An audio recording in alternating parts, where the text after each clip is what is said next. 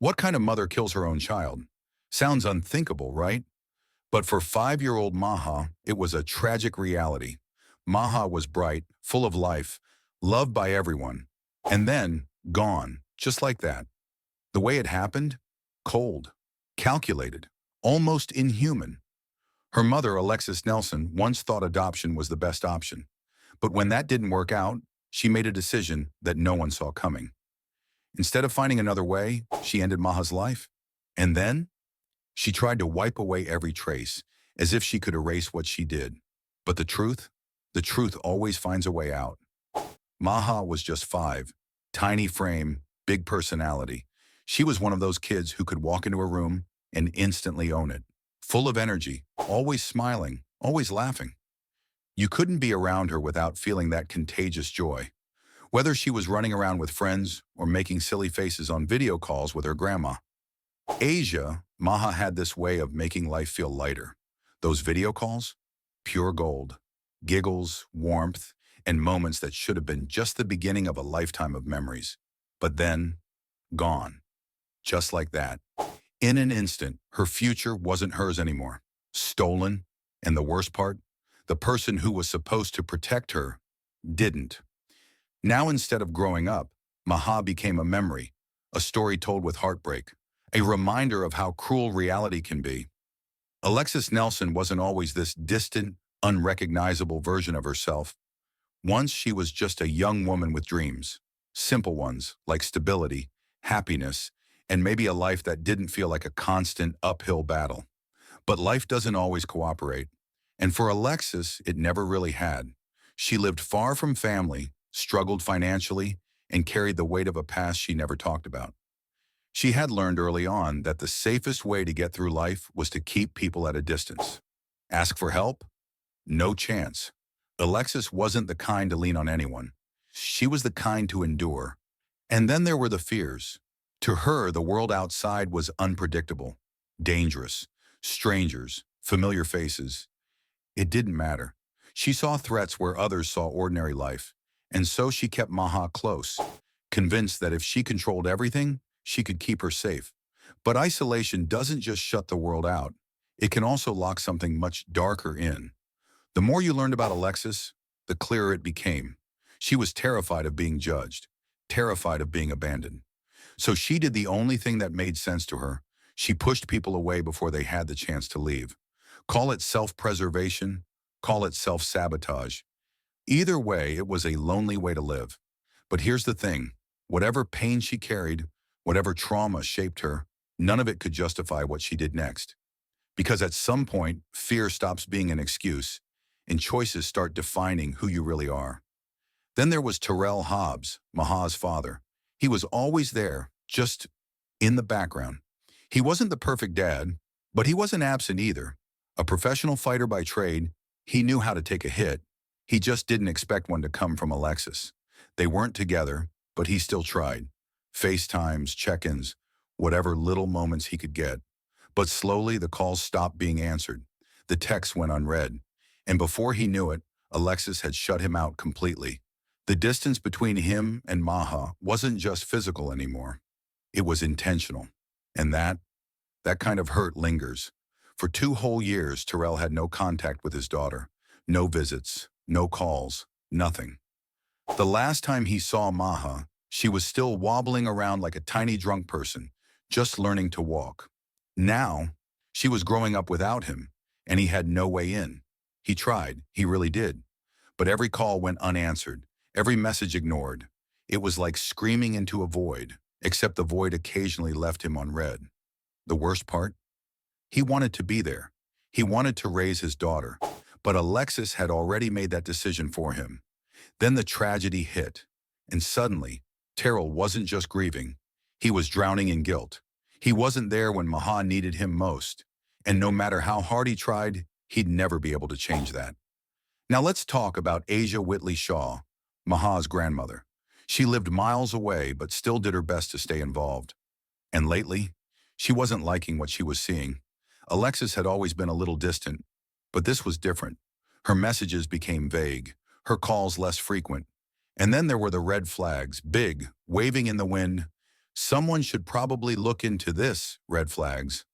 The biggest? Alexus casually mentioning rehoming Maha. Rehoming, like she was a puppy that got too big for the apartment. Asia knew something was wrong. She just didn't know how bad it really was. It all started with unease. But unease has a way of turning into regret when no one listens in time. Asia Whitley Shaw knew something was off. At first it was just a feeling, that gut instinct that gnaws at you when things don't add up. She had always tried to stay connected with her daughter, Alexus Nelson, and her granddaughter, Maha. But lately, Alexus had been acting weird. The messages got shorter, the calls became rare, and then there were the bizarre offhand comments, like the time Alexus casually mentioned rehoming Maha. Rehoming, like she was a Craigslist couch that didn't fit the new decor. At first, Asia tried to brush it off as a misunderstanding. Maybe Alexus was just overwhelmed. Maybe she didn't mean it the way it sounded. But when she pressed for details, Alexus had nothing. No agency name, no paperwork, just vague, unsettling excuses. That's when concern turned into full-blown panic. On May 30th, 2023, Asia did something no grandmother should ever have to do. She called the Aurora Police Department and asked for a welfare check on Maha. She couldn't ignore the alarm bells ringing in her head anymore. When officers knocked on Alexus's door, she greeted them with a story so neat, so rehearsed that it immediately raised suspicion. She claimed she had placed Maha for adoption through an agency called Adoptions with Love. A touching name, really. Very Hallmark. To make it all seem legit, she even handed the cops a phone number. Confident. Too confident. Like she'd planned this conversation in front of a mirror. But here's the thing. Good lies feel natural. Bad lies feel scripted. And something about Alexus's story just wasn't clicking. The officers had a bad feeling. And they were right. The officers didn't waste any time. They dialed the number Alexus gave them, expecting to confirm her adoption story and move on. But instead of validation, they got confusion. Adoptions with Love? The agency rep repeated, clearly puzzled. Yeah, we've never heard of an Alexus Nelson or a Maha. And just like that, Alexus's neatly packaged excuse fell apart. Now the detectives weren't just suspicious. They were certain. Something wasn't adding up. And Alexus was standing right in the middle of it with a half-baked story and zero receipts. Sensing the shift, Alexus pivoted. New plan, new story. This time she pulled a name out of nowhere. Janet Dunn. Allegedly, Janet was the one who had helped her find an adoption agency. Okay, so where can we find Janet Dunn? The detectives asked. No clue. Which agency did she work with? Can't remember. Any emails, documents, literally anything? Oh, I threw all that away. Didn't want my family looking for Maha. Yeah. That's when the officers knew. This wasn't just a weird misunderstanding. Then came the real kicker. When they searched Alexus's phone, they expected to find something. An email, a message, a single piece of evidence that supported her claims. But no. What they found was nothing. No adoption inquiries, no paper trail, and the most chilling part, no pictures of Maha. It was as if Alexus had hit the delete button on her daughter's entire existence. On paper, online, and possibly in real life. At this point, the detectives weren't just suspicious. They were certain. Alexus wasn't just hiding something. She was burying it 6 feet deep and hoping no one would dig it up. But that's exactly what they were about to do. They started with a background check, hoping to find any trace of this so-called adoption. But guess what? Nothing. No records, no paperwork, not even a shady Craigslist ad offering a free slightly used child. Alexus's story wasn't just falling apart. It was crumbling like a sandcastle in a hurricane. But the real bombshell came when they checked her phone. Among the usual texts, calls, and oddly high number of food delivery orders, something else stood out. Her Google search history. 2 searches in particular made the detectives' stomachs drop. Can you overdose from melatonin? Can you overdose from Xanax? And that's when the case took a very dark turn. At this point, suspicion had officially clocked out and been replaced by certainty. This wasn't some tragic accident. This wasn't a mother making a desperate decision. This was something else entirely. And the cops? They knew it. But trying to get a straight answer out of Alexus was like asking a politician to just answer yes or no. A complete waste of time. Every time they pushed, she dodged. Every time they confronted her, she twisted the story. Every time they got close to the truth, she ran in the opposite direction, like an Olympic sprinter, but for lying. And just when it seemed like they were hitting a dead end, in walked Nick Bagel. Now Nick, he wasn't a cop. He wasn't a detective. He wasn't trying to solve a crime. He was just a guy doing his job, a maintenance worker making his rounds, checking apartments, probably counting down the minutes until his lunch break. But on May 5th, 2023, his casual inspection of Alexus's apartment changed everything. From the moment he walked in, something felt off. Then he noticed Maha's bedroom door was locked. Not just locked, rigged. Someone had tied a string from the bedroom door to the bathroom door on the other side, making it impossible to open. Now, Nick wasn't an expert in crime scene investigations, but he'd seen enough horror movies to know that when you stumble upon a locked room with makeshift booby traps, it's never a good sign. At first, Nick Bagel thought he was just dealing with another weird apartment situation. You know, leaky faucets, busted AC, maybe a tenant who definitely wasn't getting their security deposit back. But then things got real weird. He could hear a TV playing inside Maha's room. Not crying, not laughter, not the usual sounds of a kid's bedroom. Just a TV. That's when Nick made the call. Time to open the door. Except there was a problem. The door wasn't just locked. It was tied shut with a string.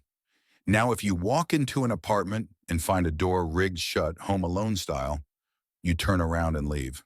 But Nick, he was just trying to do his job. So he started cutting the string, and just as he was about to figure out what the heck was going on, "Get out!" Alexus's voice boomed through a baby monitor. At this point, Nick decided, you know what? I don't get paid enough for this. His gut told him something was seriously wrong. The kind of wrong that makes your stomach twist in knots long after you've left the scene. And oh boy, was he right. The investigation blows wide open. Detectives weren't messing around anymore. The inconsistencies in Alexus's story, her missing kid, and now this, it was time to go in. With a search warrant in hand, Detective Jacob Schwartz and his team stormed back into Alexus's Aurora, Colorado apartment. And what they found? Absolutely chilling. Maha's room was empty. No bed, no toys, no clothes, no proof a kid had ever lived there. Just a dirty, stained carpet and the eerie feeling that something terrible had happened. But it wasn't just Maha's room. The entire apartment was wiped clean of her existence. No family photos, no kids' clothes in the laundry, not even a finger painting stuck to the fridge. It was as if Alexus had digitally deleted Maha from existence. And speaking of digital footprints, the detectives seized Alexus's phone. They expected something, a text, a call log, a single photo of the daughter she supposedly loved. But what did they find? Nothing. Not a single picture of Maha, not one moment of her existence captured. And that's when reality started to sink in. This wasn't just neglect. This wasn't just abandonment. This was something much, much darker. And Alexus, she was running out of lies. At first, the patio looked normal. A couple of dusty chairs, some neglected plants barely clinging to life, and the classic "I swear I'll clean this up next weekend" pile of old boxes. But then, the smell hit them. And let me tell you, this wasn't your usual "something died in the back of the fridge" smell. This was something way worse. Detectives felt their stomachs turn inside out. They followed the stench, eyes scanning every inch of the patio, until one of them spotted it, a utility closet shoved in the corner. And the second they cracked it open, boom, the smell hit 10 times harder. Inside, buried under random junk, was a large plastic bag. Now let's be real. When detectives find a bag that smells like death, they already know it's not going to be a bag of expired takeout. With hands steady but hearts racing, they peeled back the plastic. And that's when the horror set in. Bones, charred, blackened, almost unrecognizable. But there was no doubt. It was Maha. Reality hits like a freight train, Detective Schwartz had seen some messed up things in his career. Murders, cover-ups, cases that made even the most hardened officers question humanity. But this was on a whole different level of messed up. He stood there frozen, staring into that plastic bag of pure nightmare fuel. Detective Roberts, normally the guy who could joke about anything, just turned away. His jaw clenched so tight it looked like he might snap a tooth. And Schwartz? Well, he just stood there, trying real hard to remember why he even became a cop in the first place. Because this wasn't just another crime scene. This was the kind of thing that sticks with you forever. A mother's love? Yeah, right. The real kicker? This wasn't some random psycho. This was a mother. The one person who was supposed to love, protect, and, at the very least, not burn her own child like she was trying to delete a bad email. The air in the apartment felt heavier, like the walls themselves knew they had been keeping one hell of a secret. The crime scene team worked in silence, carefully bagging what was left of Maha. And as they did, the detectives couldn't help but wonder, what goes through someone's head when they decide, yeah, this is the best way to handle things? What was Alexus thinking? Actually, scratch that. Was she even thinking at all? DNA test? Yeah, we already know. Of course, the remains were sent off for official identification. But let's be real. Everyone in that room already knew. This was Maha. And Alexus?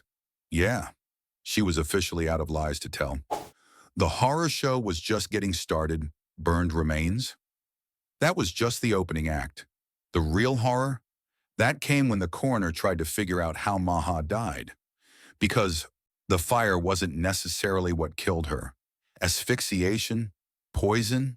A good old-fashioned case of, I don't want to be a mom anymore? Homicide? Nobody knew. And that made things even worse. Because when you can't even tell how someone was killed, you know the killer went above and beyond to cover their tracks.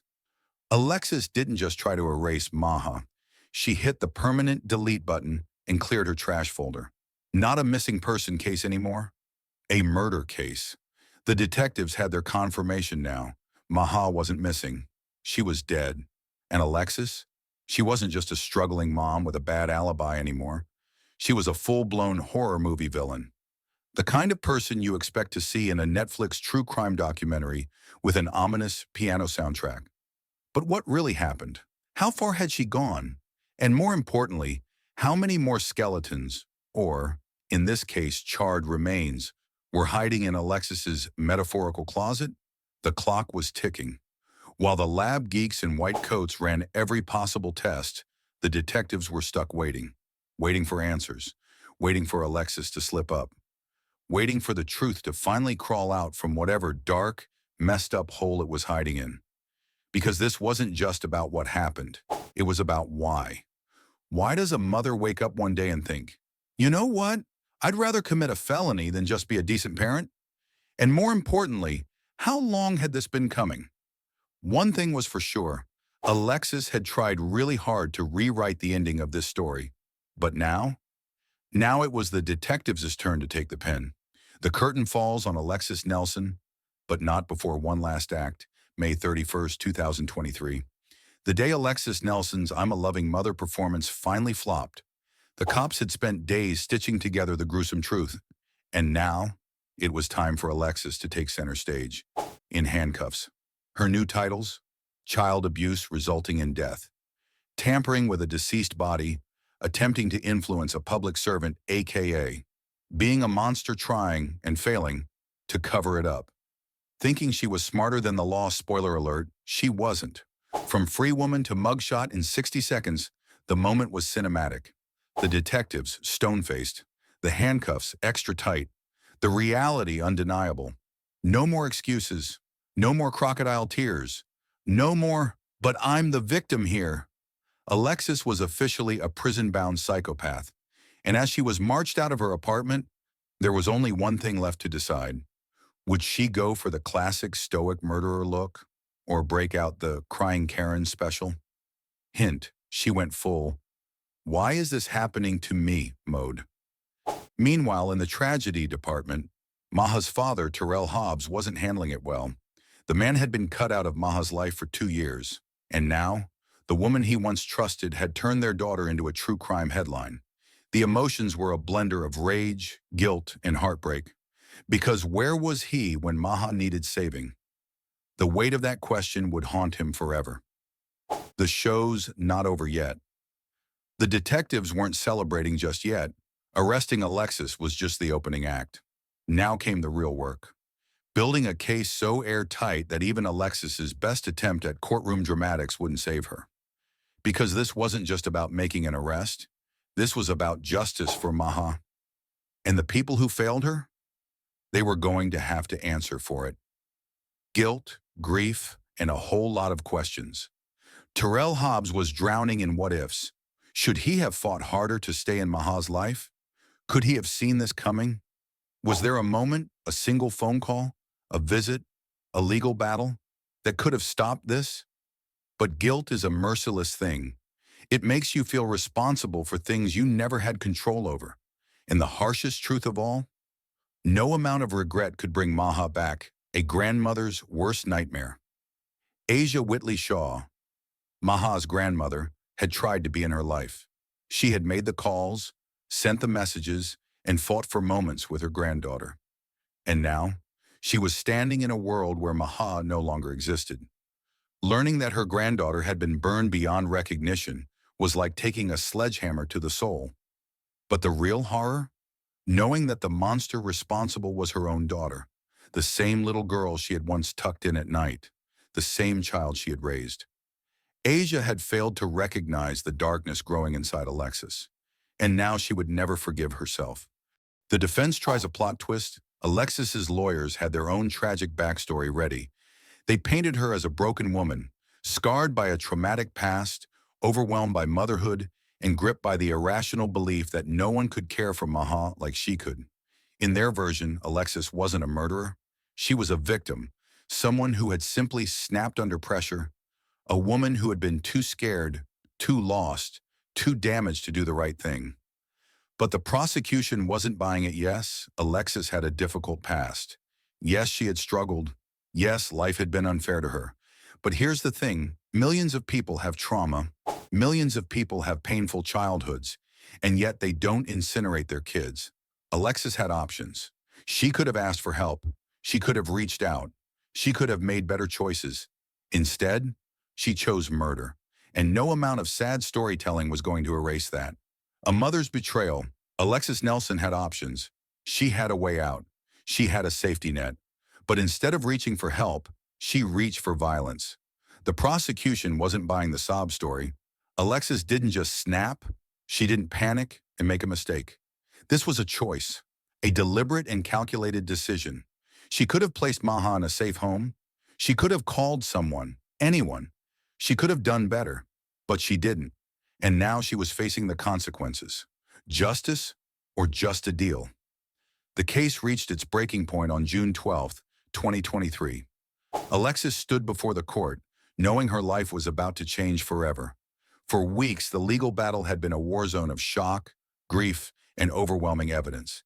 And then in a move that stunned everyone, Alexus pleaded guilty, second-degree murder, tampering with a deceased body, attempting to influence a public servant. But here's where things got messy. The first-degree murder charge? Dropped. The child abuse resulting in death charge? Gone. Why? A plea deal. A deal that would bring closure to the case. But at what cost? The fallout, Terrell Hobbs sat in the courtroom, numb. This woman had killed his daughter. This woman had burned Maha's body. This woman had lied, manipulated, and destroyed lives. And now, she was getting a deal? It didn't sit right. It didn't feel like justice. Because no matter how many years Alexus spent behind bars, Maha was never coming back. A sentence that couldn't heal. Alexus Nelson took a life. No plea deal could change that. No legal ruling could erase what she had done. But the legal system had spoken. Judge Joseph Whitfield delivered the final blow. 48 years for second-degree murder. 24 years for tampering with Maha's remains. 12 years for trying to manipulate investigators. A total of 84 years. A lifetime behind bars. The courtroom was silent. For Maha's family, the sentence was something.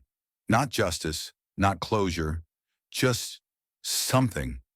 Alexus would rot in prison, but Maha, she was gone. And no number of years, trials, or verdicts could change that. The unanswered question. The case was over, but one question remained. How did it come to this? Alexus had a past, a history of pain, a mind fractured by trauma. But did that excuse her? Absolutely not. She had choices, she had options, she had help. Instead, she chose violence. She chose to erase Maha, not because she had no way out, but because in the end, she never looked for one. A life stolen too soon. Maha Hobbs should have had a future, a life filled with love, laughter, and joy. Instead, her story was cut short. She was loved, she was cherished, but in the end, the person meant to protect her was the one who took it all away. Maha deserved better. The hardest truth. Not all monsters lurk in the dark. Some live behind smiles. Some call themselves family. Alexus Nelson wasn't just Maha's mother. She was supposed to be her shield, her safe place. Instead, she became the reason Maha never saw another sunrise. What can we learn? This story isn't just about one tragedy. It's about the silent battles people fight, the untreated trauma that festers, the mental health struggles that go ignored. How many more lives will be lost before we take action? How many more children will suffer before the system steps in? We can't change Maha's fate, but we can change how we respond to warning signs. A final thought. If this story leaves you with one message, it's this: pay attention to the quiet cries, to the hidden pain, because sometimes the people who need help the most are the ones no one is looking at. Rest in peace, Maha. If this story moved you, share it. Subscribe for more stories that need to be told.